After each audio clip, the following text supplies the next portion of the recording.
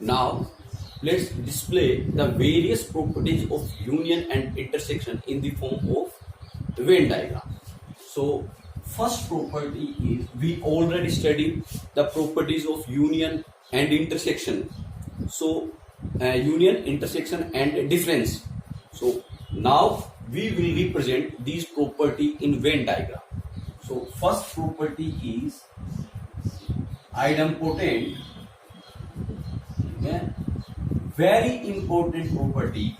Okay, that is A union A is A and A intersection A is A.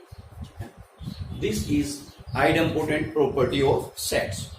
Students, ये जो question है अभी हमारा 2020 में जो फर्स्ट ग्रेड का एग्जाम हुआ था, ठीक है, उस एग्जाम में पूछा गया था.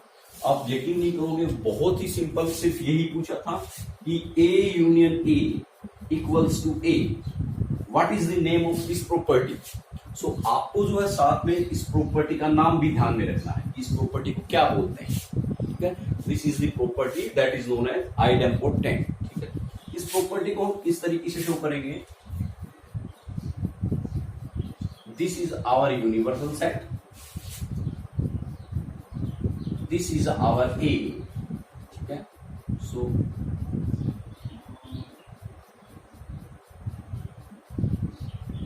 देखिए A का यूनियन A के साथ.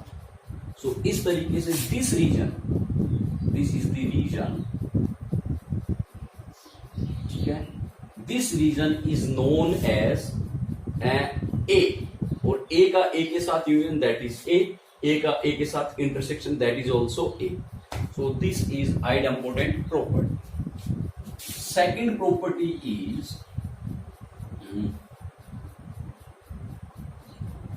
identity properties. And identity property is, second property is identity properties. And identity property is A union phi. अगर मैं A का यूनियन कर दूं किसके साथ, A union phi के साथ, then we get A. और if we A intersection phi, then we get phi. ठीक है, so first of all हम इसको रिप्रेजेंट करेंगे. so this is our union, suppose this is A. so मैंने A लिया और A का यूनियन लिया किसके साथ, this is A union phi. this is A union phi that is also A. so ये जो डायग्राम है ये रिप्रेजेंट करेगा इसको. To represent this diagram, let's, this is union, this is A and A intersection phi. अगर A का phi के साथ intersection then we get phi. So ये रीजन रिप्रेजेंट करेगा इसको. इसमें कोई भी सैडेड रीजन नहीं होगा because result is phi and phi means empty set, nothing. So सिर्फ इस तरीके का होगा, इसमें कोई भी सेडेड रीजन नहीं होगा. जैसे देखो ऊपर वाले क्वेश्चन में हमने ये सेडेड किया है या क्रॉस्ड रीजन शो किया है, ठीक है, इसमें कोई भी क्रॉस्ड रीजन नहीं होगा.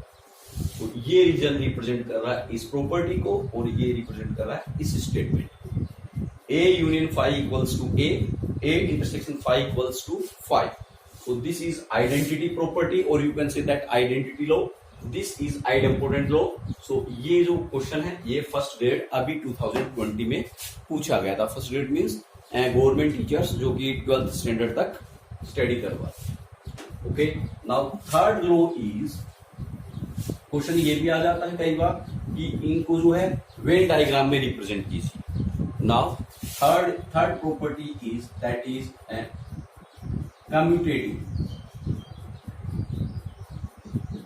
or you can say that commutative law or commutative property.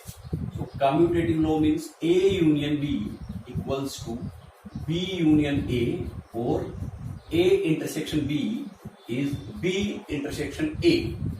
This commutative property for union and this is for intersection. So पहले हम इसको रिप्रेजेंट कर रहे हैं. This is our union set here, this is our universal set. U means universal set. Here the U represent union. So A union B.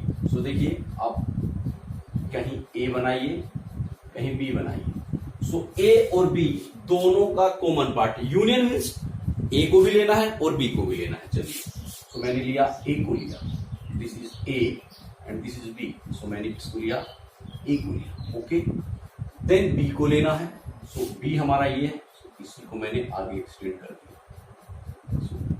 This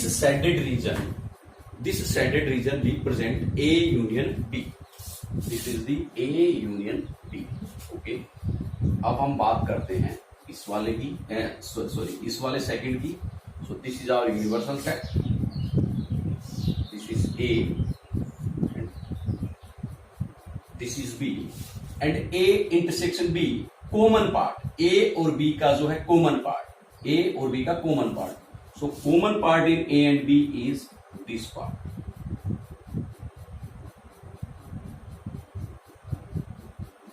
Okay, so this part is A intersection B. This part is A intersection B. Okay. Now, next one is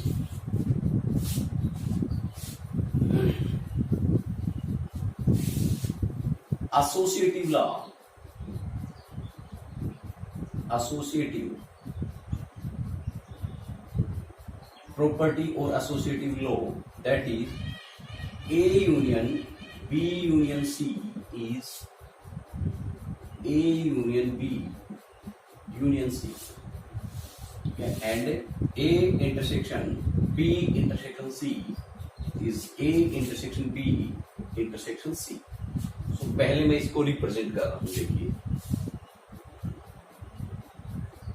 this is our union set, sorry universal set. This is A, this is B, and this is C. So first of all, B union C. So B union C means B and C का part. B union C means B और जो C है उसका combined part, common नहीं, combined करके। So B union C मतलब B का भी part और C का भी part. Okay. This is B और इसमें कंबाइन करना है किसको, सी को।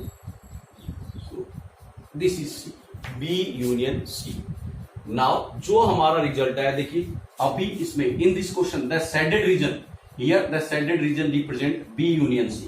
ओके, अब इस बी यूनियन सी में हमें कंबाइन करना है, यूनियन का मतलब कंबाइन करना है किसको, ए को। सो अगर इस यूनियन ये जो पार्ट है हमारा ए, इसमें मैं ए को भी कंबाइन कर लूं,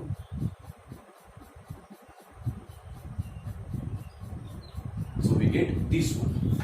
So this region completely, this are dark lines, so this region completely denotes A union B union C, चाहे आप ये वाला चाहे आप ये वाला, ठीक है। ये जो डायग्राम है ये हमारा रिप्रेजेंट करता है इसको, ऊपर वाले स्टेटमेंट को।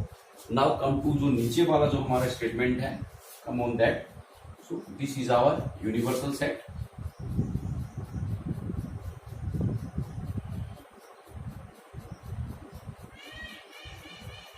this is A, B and C. Now first of all B intersection, intersection means common part of B and C. तो देखिए B और C, B and C का जो common part है,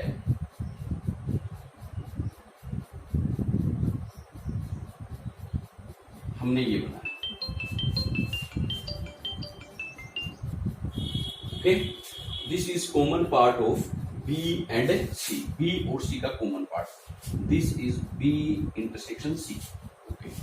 Now इस पार्ट में से हमें वो पार्ट लेना है that is intersection means common. Take that part out of this portion that is intersection means common with A, जो A के साथ भी common हो। तो देखिए A का पार्ट हमारे पास ये वाला पोर्शन है। सो जो A का पार्ट है this one, that is common with this shaded region, that is common with shaded region. So यहां पे देखिए इस shaded region के साथ जो A है उसका कॉमन रीजन सिर्फ और सिर्फ ये वाला है, इस, ठीक है। तो देखिए इस डायग्राम को मैं थोड़ा क्या करूंगा, जो कॉमन पार्ट है A के साथ उसमें मैं डबल लाइंस बना दूं, दिस इज डबल, और ये वाली जो लाइन है इसको हम हटा। This part represent A intersection B intersection C. This part represent A intersection B intersection C. This one or this one. This is associative property.